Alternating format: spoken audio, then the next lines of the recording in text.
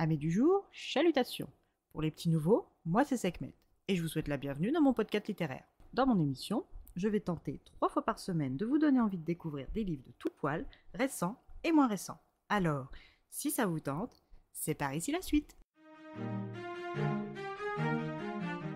Aujourd'hui, je vais vous présenter Que le diable t'emporte de Sanguine, publié aux éditions du Chat Noir.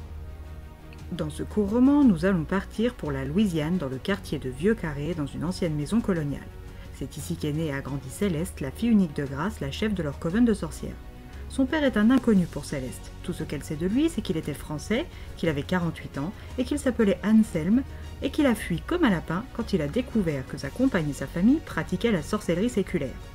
Céleste est une jeune sorcière de 23 ans, avec peu de talent magique aux grandes dames de sa mère. Grace est puissante, se connaît bien, elle est charismatique et possède un physique élégant.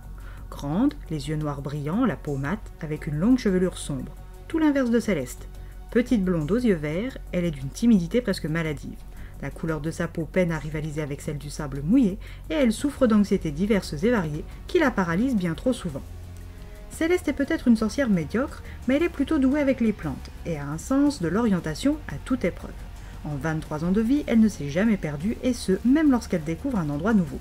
Céleste est une personne douce et positive, ce qui dans son travail de rédactrice web, pour des revues ésotériques diverses, est sa signature et a fait son succès.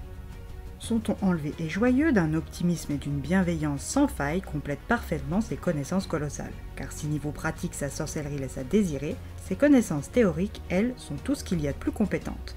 Malheureusement pour elle, lors d'un énième entretien avec sa mère, Céleste n'a pu que constater l'écart entre les deux.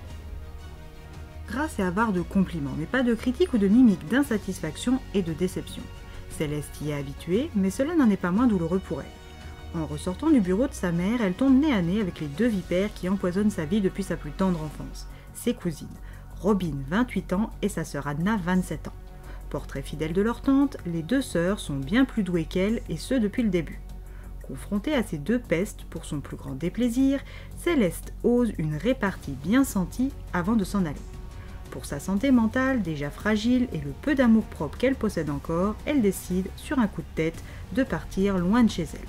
Elle se reconstruira un avenir loin de son coven peu chaleureux et bienveillant, du moins avec elle en tout cas. Elle choisit la France, car elle pratique la langue. L'aventure oui, le hasard pur non, ne faut pas exagérer ni présumer de ses capacités non plus. Arrivée dans une petite ville du sud-ouest, elle se dirige sans mal dans les ruelles inconnues jusqu'à l'appartement qu'elle loue à Madame Vidot, sa propriétaire octogénaire. Son nouveau chez elle, son antre de sorcière, est au second et dernier étage de cette maison tout en longueur, bizarrement accolée à sa voisine. Dès son arrivée, Céleste a remarqué la présence d'un gros charroux qui la regardait avec chaleur. Mais il n'est pas encore l'heure pour elle de recueillir un animal.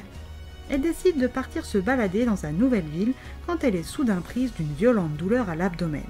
Elle est pliée en 2, recroquevillée sur le trottoir. Hébétée et hagarde quand la douleur reflue juste assez pour qu'elle puisse s'asseoir et regarder les vilaines taches sombres en train de s'épanouir sur son ventre. Quand elle y appose prudemment le bout de son doigt, celui-ci semble s'engourdir. Même elle sait que ce n'est vraiment pas bon. Mais alors, pas bon du tout. Rassemblant tout ce qui lui reste de force et de sang-froid, elle rentre à son appartement, se change et part dans la petite forêt toute proche.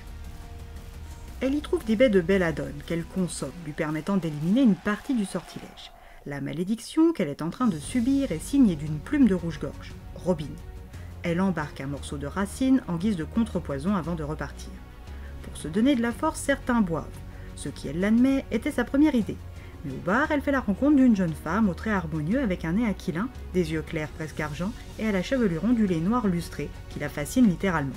Elle apprend par le barman Pat qu'elle est la tatoueuse du shop Va au diable. Pour se donner du courage, elle ne va pas boire, mais elle opte pour un tatouage. Le lendemain, elle rencontre Nessa et son chat Dandy.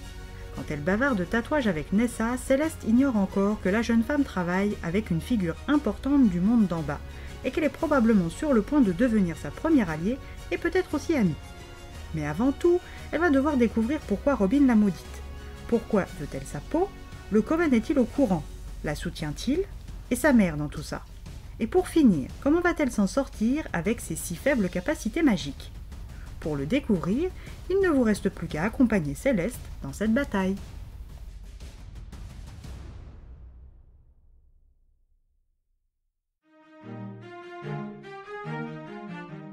Une histoire agréable et tout à fait de saison. Une plume fluide et riche, des personnages bien écrits et une citrouille que j'adopterais volontiers. Et bien voilà, j'en ai fini pour aujourd'hui. J'espère que cet épisode vous aura plu et vous aura donné des nouvelles idées de lecture. Si vous souhaitez découvrir d'autres petits bonbons littéraires tout droit sortis de ma bibliothèque, je vous retrouve le mardi 7 octobre prochain pour un nouvel épisode. Et si d'ici là je vous manque de trop, vous connaissez le chemin sur Instagram, @leslectures de Sekhmet. Sur ce, chalut les amis et à la prochaine!